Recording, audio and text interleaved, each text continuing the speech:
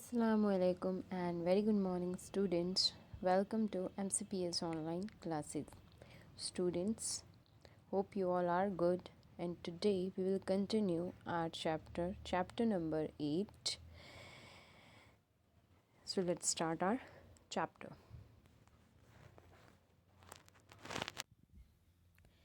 Girls begin going to school.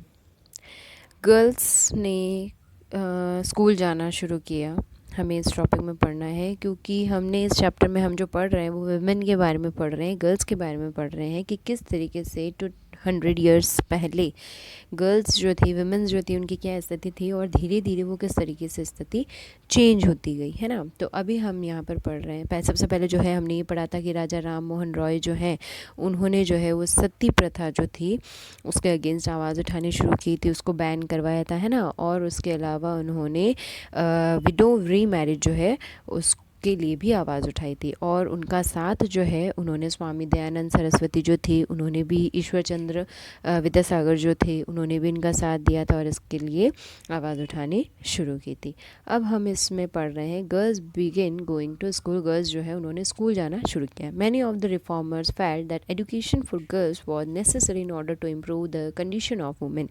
कि मतलब बहुत सारे जो ये रिफॉर्मर्स जो थे, जो भी सोशल इश्यूज़ होते हैं जिसके अगेंस्ट आवाज़ उठा रहे थे, ये जो रिफॉर्मर्स थे उनको ये लगने लगा कि एजुकेशन फॉर गर्ल्स के लिए जो एजुकेशन है वो बहुत ज़्यादा ज़रूरी है ताकि वुमेन की कंडीशन जो है वो इम्प्रूव हो सके, क्योंकि वुमेन की कंडीशन जो थी वो बहुत ज़्यादा ख़राब थी.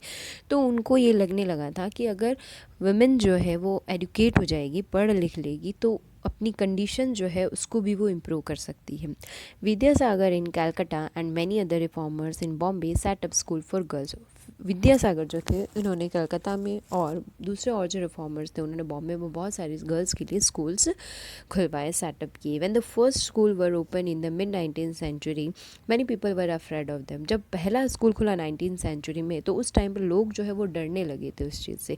दे fear that schools would take girls away from home, prevent them from doing the domestic duties. उनको ये लगने लगा था क्योंकि जो रूढ़िवादी लोग थे, ऑर्थोडॉक्स जो थे सोच के लोग थे, तो वो ये सोचते थे, उनको ये डर था कि अगर ये स्कूल जाने लग गई गर्ल्स तो वो क्या हो जाएंगे, उनको उनके घर से दूर किया जा रहा है, उनकी डोमेस्टिक ड्यूटीज़ है उनसे दूर किया जा रहा है लड़कियों को स्कूल खोलकर.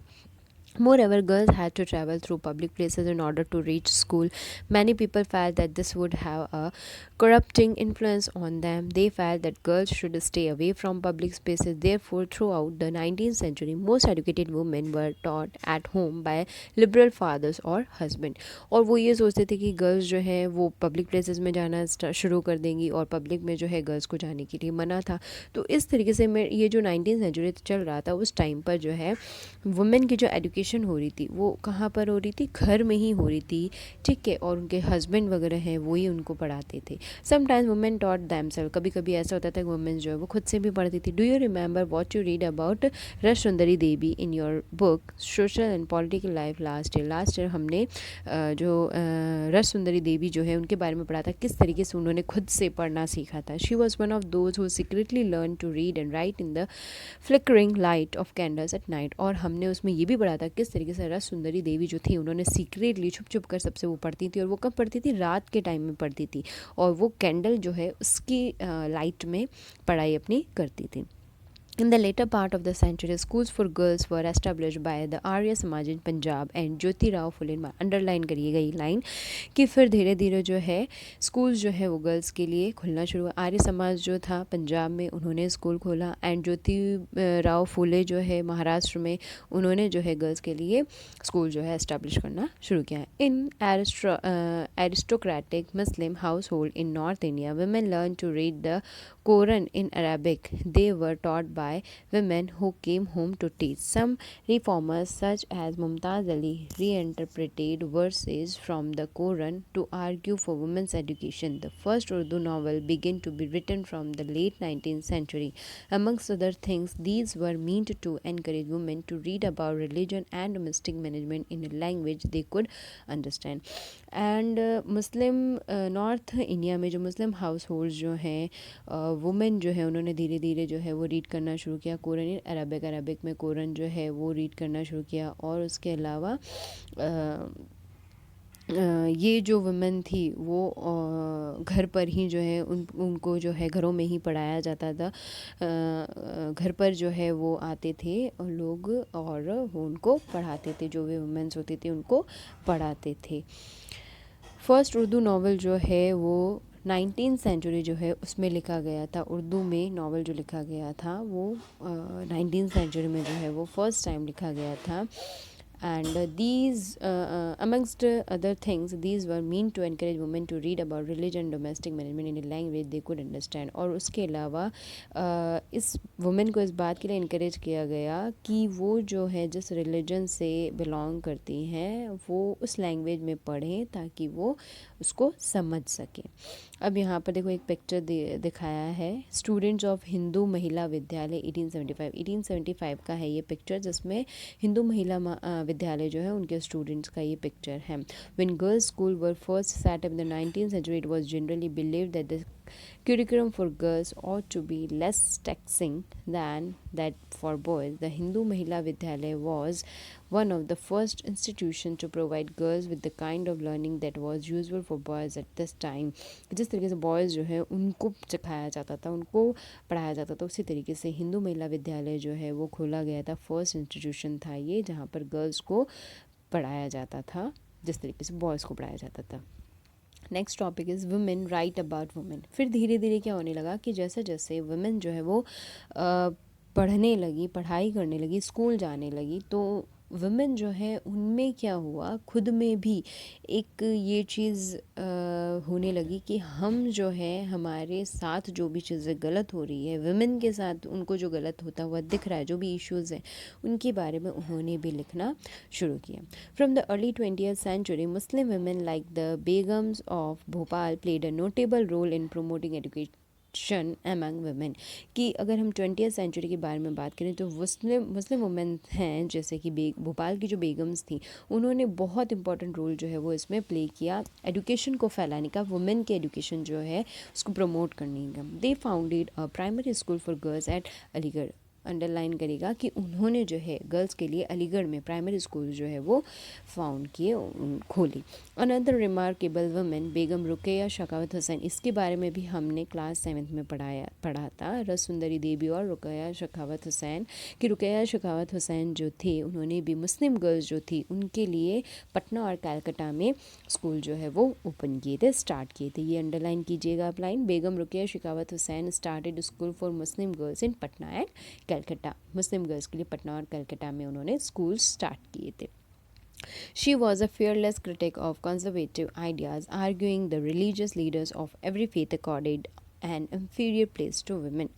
यहाँ पर ये बताया है कि वो जो थी रुकैया शखावत हुसैन जो थी वो बहुत ज़्यादा मतलब जो भी कंजर्वेटिव आइडियाज़ होते हैं उनको बहुत ज़्यादा वो क्रिटिक करती थी फेयरलेसली, मतलब वो डरती नहीं थी किसी से भी इस चीज़ के लिए, और वो चाहे कोई भी रिलीजियस लीडर्स हों उनसे भी वो क्या कर लेती थी, आर्ग्यू जो है वो कर लेती थी इसके लिए, वुमेन के लिए, है ना, एक वुमेन को उनको प्लेस दिलवाने थे। By the 1880s Indian women begin to enter university. 1880s का जो टाइम था तब इंडियन वुमेन जो है उन्होंने यूनिवर्सिटीज़ जो है उसमें एंटर करना शुरू कर दिया था। Some of them train to be doctors, some became teachers, many women begin to write and publish their critical views on the place of women in society. इसके अलावा फिर जैसे ही वो यूनिवर्सिटीज़ में वुमेन जो है वो जाने लगी तो उन्होंने फिर क्या करना, ट्रेनिंग लेना शुरू किया। कोई डॉक्टर बन रहा है, कोई टीचर्स की है ट्रेनिंग कर रहा है ना।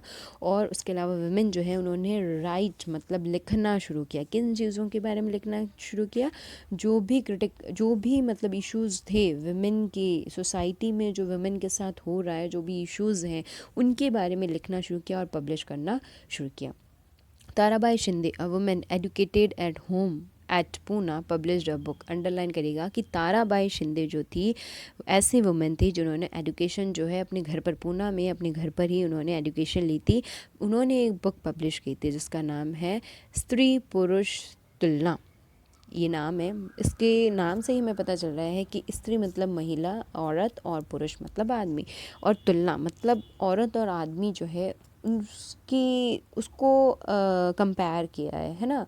A comparison between women and man, मतलब मैन और वुमेन को कंपैरिजन किया है और उसके बारे में उस बुक में इन्होंने लिखा है। And criticising the social differences between man and women, और जो मैन और वुमेन के जो भी सोशल डिफरेंस किया जा रहा है वुमेन और मैन में, बॉय और गर्ल में, उसके बारे में उन्होंने बहुत क्रिटिसाइज़ किया है। उस बुक में लिखा है उसके बारे में कि ये जो चीज़ हो रही है, मैन और वुमेन के साथ डिफरेंस किया जा रहा है, भेदभाव जो होता है, डिस्क्रिमिनेशन जो होता है, वो गलत है। पंडिता रमाबाई, यहाँ पर पंडिता रमाबाई का पिक्चर भी दिख रहा होगा कि पंडिता रमाबाई, इसके बारे में भी हमने क्लास 7th में पढ़ा है कि Pandita Ramabai a great scholar of Sanskrit, वो संस्कृत की ग्रेट स्कॉलर थी, felt that Hinduism was oppressive toward women and wrote a book about the miserable lives of upper caste Hindu women. इसके अलावा इन्होंने जो है बुक लिखी थी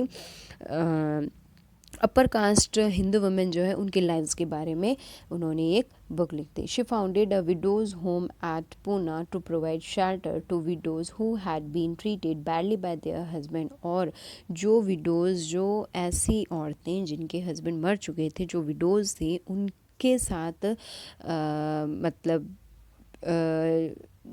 उनके हस्बैंड जो उनके साथ में बुरा ट्रीट करते थे, उनके हस्बैंड के जो रिलेटिव्स जो थे, क्योंकि अब हस्बैंड मर गया है तो हस्बैंड के जो रिलेटिव्स हैं वो उनके साथ बुरा बिहेव करते थे, तो उसके लिए उन्होंने पूना में उनको विडोज़ को शेल्टर होम प्रोवाइड करवाया था। And here women were trained so that they could support themselves economically. उसके अलावा वुमेन जो थी, उन वुमेन्स को ट्रेन किया गया ताकि वो क्या कर सकें, अपने आप को इकोनॉमिकली सपोर्ट कर सकें। Needless to say, all this more than alarmed the Orthodox. For instance, many Hindu nationalists felt that Hindu women were adopting Western ways and that this would corrupt Hindu culture and erode family values. Orthodox Muslims were also worried about the impact of these changes.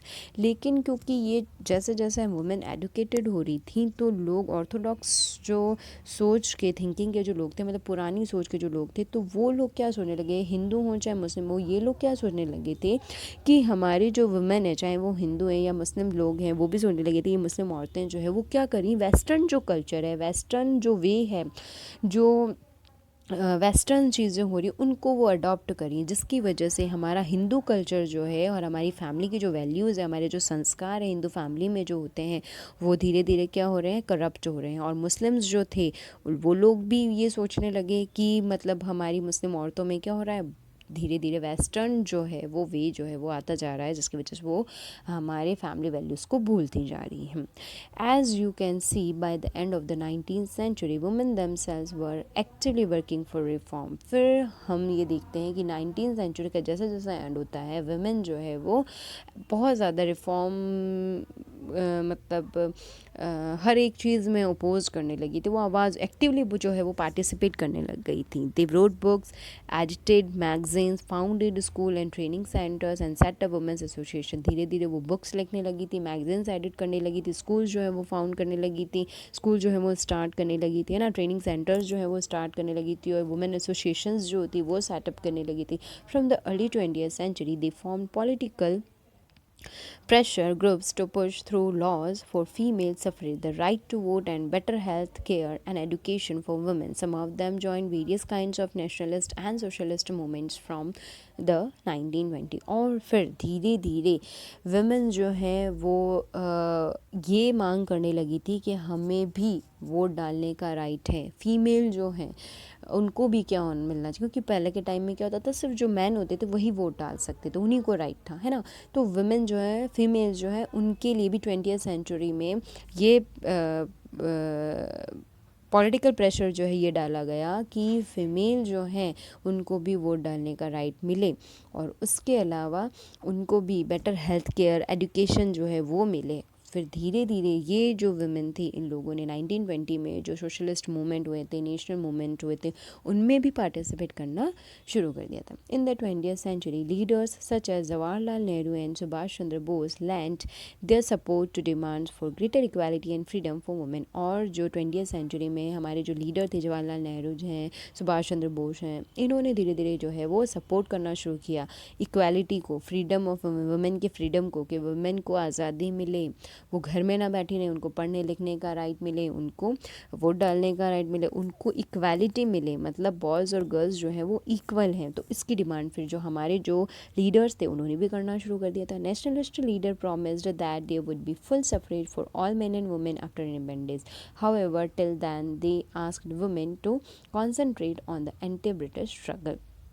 और धीरे धीरे जो nationalist leader थे उन्होंने भी ये promise किया कि मैन और वुमेन जो है उनको फुल सफरेज जो है वो मिले, इंडिपेंडेंस मतलब वुमेन जो है उनको भी मेन की तरह ही राइट मिले, इंडिपेंडेंस मिले, उनको स्वतंत्रता जो है वो मिले।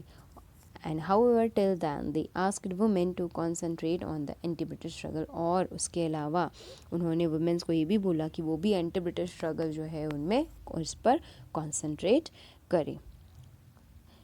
यहाँ पर आपको एक नेक्स्ट पिक्चर दिख रहा होगा, लॉ अगेंस्ट चाइल्ड मैरिज। आपको ये पिक्चर दिख रहा है जिसमें ये 8 साल की एक बच्ची है और वो जो है ब्राइड बनी हुई है और पास में जो है वो ग्रूम है। With the growth of women's organization and writing on these issues, the momentum for reform gained strength. People challenged another established custom, that of child marriage. There were a number of Indian legislators in the Central Legislative Assembly who fought to make a law preventing child marriage.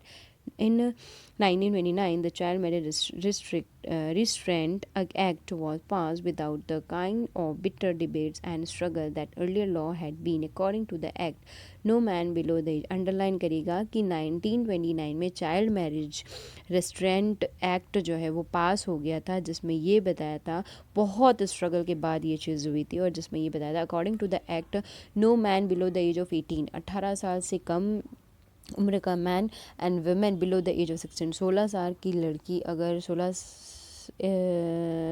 Year की as से अगर कम है तो ये जो है वो शादी नहीं कर सकते हैं। Subsequently these limits were raise to 24, ये भी अंडरलाइन करेगा। फिर धीरे धीरे ये जो है वो और चेंज आया और इसकी लिमिट को बढ़ा दिया गया, और आज के टाइम में अगर हम देखते हैं तो मैन जो है उनको 21 के लिए बताया गया, उनकी एज 21 होनी चाहिए, और वुमेन जो है उनकी कितनी होनी चाहिए, 18 होनी चाहिए।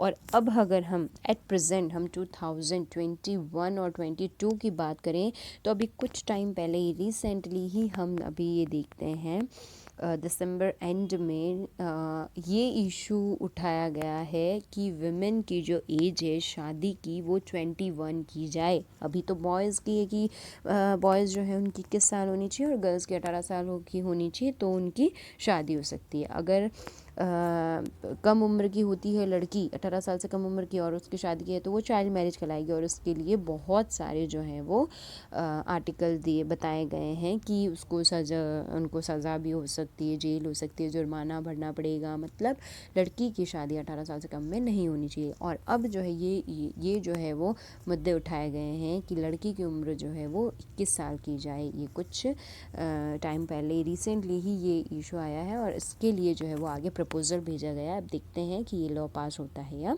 नहीं होता है। तो इस तरीके से यहाँ पर हमें वुमेन की एजुकेशन के बारे में बताया है। नेक्स्ट जो टॉपिक है हमारा कास्ट एंड सोशल रिफॉर्म, यहाँ से हम हमारे नेक्स्ट वीडियो में हम हमारा चैप्टर कंटिन्यू करेंगे। तब तक मैंने ऑलरेडी वर्क साइन किया ही है आपको, जिनका भी वर्क इनकम्प्लीट है आप ये चैप्टर के क्वेश्चन आंसर्स कंप्लीट कर लीजिएगा। Thank you.